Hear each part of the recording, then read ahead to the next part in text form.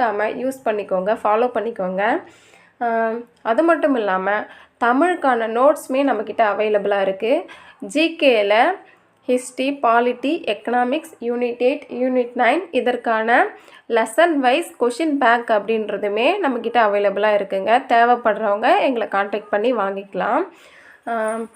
இப்போ நம்ம என்ன தலைப்பு பார்க்க போகிறோம் அப்படின்னா, அவுட் ஆஃப் புக்கிலேருந்து ஒரு தலைப்பு தான் இன்றைக்கி பார்க்க போகிறோம். அது என்ன அப்படின்னா, மொழிக்கலப்பு அல்லது பிற மொழி சொற்கள் தாங்க பார்க்க போகிறோம்.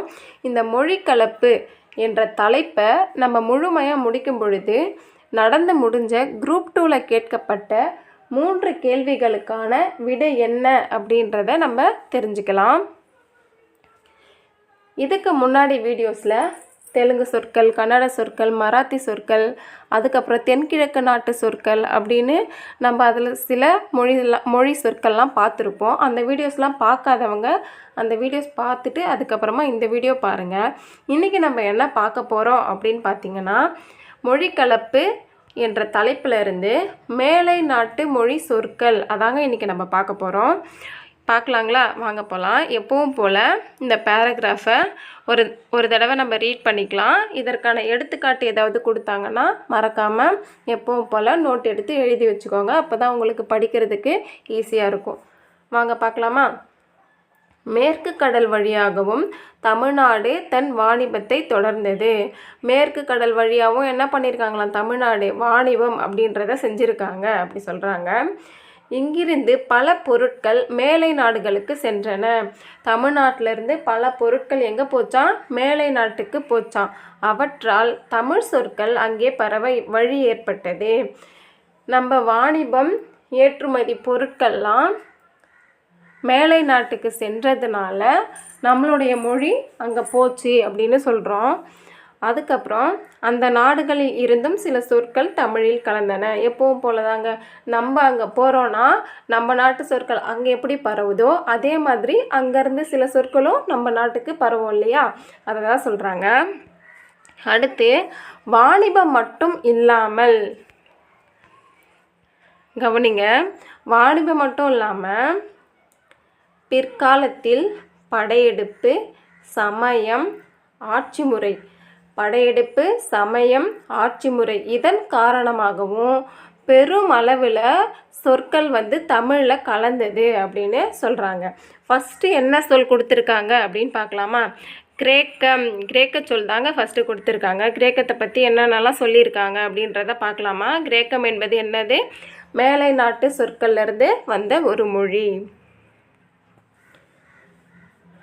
கிரேக்கம் பற்றி என்ன சொல்கிறாங்கன்னா, கிறிஸ்து பிறப்பதற்கு முன்னரே கிரேக்கர்களும் ரோமர்களும் தமிழர்களுடன் நேரடி தொடர்பு கொண்டிருந்தனர். அதாவது கிறிஸ்து பிறப்பதற்கு முன்னாடியே கிரேக்கர்களும் ரோமர்களும் தமிழர்களுடன் நேரடி தொடர்பு கொண்டிருந்தனர் அப்படின்னு சொல்கிறாங்க.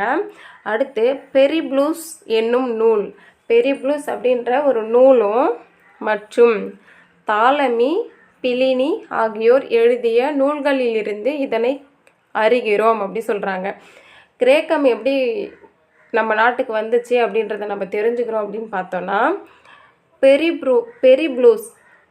பெரிப்ளூஸ் என்ற ஒரு நூல் இருக்கா.